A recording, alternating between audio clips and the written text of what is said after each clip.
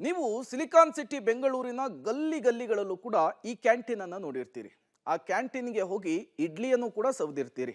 ಅದೇ ಕ್ಯಾಂಟೀನ್ನ ಮಾಲೀಕ ಈಗ ವಂಚನೆ ಕೇಸ್ನಲ್ಲಿ ಲಾಕ್ ಆಗಿದ್ದಾನೆ. ಯಾರಾತ, ಯಾಕಾಗಿ? ಬನ್ನಿ ಅದನ್ನೇ ನೋಡ್ಕೊಂಡು ಬರೋಣ. ವಂಚನೆ ಕೇಸ್ನಲ್ಲಿ ಇಡ್ಲಿ ಗುರು ಮಾಲೀಕ ಅಂದರ್.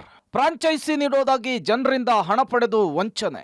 ಬೆಂಗಳೂರಿನ ಜನರಿಗೆ ರಸ್ತೆ ಮೇಲೆ ಕಾಣುವ ಇಡ್ಲಿ ಗುರು ಶಾಪ್ಗಳನ್ನು ಸಾಮಾನ್ಯವಾಗಿ ನೋಡಿರ್ತಾರೆ. ಸಾಕಷ್ಟು ಜನ ಅದರ ಟೇಸ್ಟ್ ಕೂಡ ಮಾಡಿರ್ತಾರೆ. ಆದ್ರೆ ಈಗ ಫ್ರಾಂಚೈಸಿ ಹೆಸರಿನಲ್ಲಿ ಮೋಸ ಮಾಡಿದಂತಹ ಆರೋಪದಡಿ ಇಡ್ಲಿ ಗುರು ಹೋಟೆಲ್ ಮಾಲೀಕನನ್ನ ಕಾಮಾಕ್ಷಿಪಾಳ್ಯ ಪೊಲೀಸರು ಅರೆಸ್ಟ್ ಮಾಡಿದ್ದಾರೆ. ಹೋಟೆಲ್ ಇಡ್ಲಿ ಗುರು ಮಾಲೀಕ ಕಾರ್ತಿಕ್ ಶೆಟ್ಟಿ ಹಾಗೂ ಪತ್ನಿ ಮಂಜುಳಾ ಮೇಲೆ ಕಾಮಾಕ್ಷಿಪಾಳ್ಯ ಪೊಲೀಸ್ ಠಾಣೆಯಲ್ಲಿ ಎಫ್ಐಆರ್ ದಾಖಲಾಗಿತ್ತು. ಫ್ರಾಂಚೈಸಿ ಕೊಡಿಸುವುದಾಗಿ ನಂಬಿಸಿ ಚೇತನ್ ಎಂಬುವರಿಗೆ 3 ಲಕ್ಷವನ್ನು ವಂಚಿಸಿದ್ರಂತೆ. ವಂಚನೆಯ ಸಂಬಂಧ ಇಡ್ಲಿ ಗುರು ಹೋಟೆಲ್ ಮಾಲೀಕ ಕಾರ್ತಿಕ್ ಶೆಟ್ಟಿ, ಅವರ ಪತ್ನಿ ಮಂಜುಳಾ, ತಂದೆ ಬಾಬು ಶೆಟ್ಟಿ ಹಾಗೂ ಹೋಟೆಲ್ ಸಿಬ್ಬಂದಿ ದಿವಾಕರ್ ಎಂಬಾತನ ವಿರುದ್ಧ ಎಫ್ಐಆರ್ ದಾಖಲಾಗಿತ್ತು. ಎಫ್ಐಆರ್ ದಾಖಲಾಗ್ತಾ ಇದ್ದಂತೆ ಮಾಲೀಕ ಕಾರ್ತಿಕ್ ಶೆಟ್ಟಿ ತಲೆಮರೆಸಿಕೊಂಡಿದ್ದ. ಆರೋಪಿಯನ್ನ ಮುಂಬೈನಲ್ಲಿ ಬಂಧಿಸಿ ಕಾಮಾಕ್ಷಿಪಾಳ್ಯ ಪೊಲೀಸರು ಕರೆತಂದಿದ್ದಾರೆ. ಚೇತನ್ ಅವರನ್ನ ನಂಬಿಸಿದ ಆರೋಪಿಗಳು ಚೇತನ್ ಬಳಿ 3 ಲಕ್ಷವನ್ನ ಪಡೆದಿದ್ರು. ಫುಡ್ ಕಾರ್ಟ್ ಅನ್ನ ತಂದು ನಿಲ್ಲಿಸಿ ಸ್ವಲ್ಪ ದಿನಗಳ ಬಳಿಕ ವ್ಯಾಪಾರ ಆಗ್ತಿಲ್ಲ, ಬೇರೆಡೆ ವ್ಯಾಪಾರ ಮಾಡೋಣ ಅಂತೇಳಿ ಶಿಫ್ಟ್ ಮಾಡಿದ್ರು. ನಂತರ ಕಮಿಷನ್ ನೀಡೋದಾಗಿ ಹೇಳಿ ಯಾವುದೇ ಕಮಿಷನ್ ಅನ್ನ ನೀಡಿರಲಿಲ್ಲ.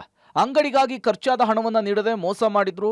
ಆರೋಪಿಗಳನ್ನ ಭೇಟಿಯಾಗಿ ವಿಚಾರಿಸಿದಾಗ ಜೀವ ಬೆದರಿಕೆಯನ್ನ ಹಾಕಿದ್ರು. ಸದ್ಯ ಇಡ್ಲಿ ಗುರು ಮಾಲೀಕ ಕಾರ್ತಿಕ್ ಶೆಟ್ಟಿಯನ್ನ ಕಾಮಾಕ್ಷಿಪಾಳ್ಯ ಪೊಲೀಸರು ಬಂಧಿಸಿದ್ದಾರೆ. ಫ್ರಾಂಚೈಸಿ ಹೆಸರಿನಲ್ಲಿ ಈತನಿಂದ ಮೋಸ ಹೋದವರು ಪೊಲೀಸರನ್ನ ಸಂಪರ್ಕಿಸಬಹುದಾಗಿದೆ. Narasimhamurthy, crime bureau, public TV, Bengaluru.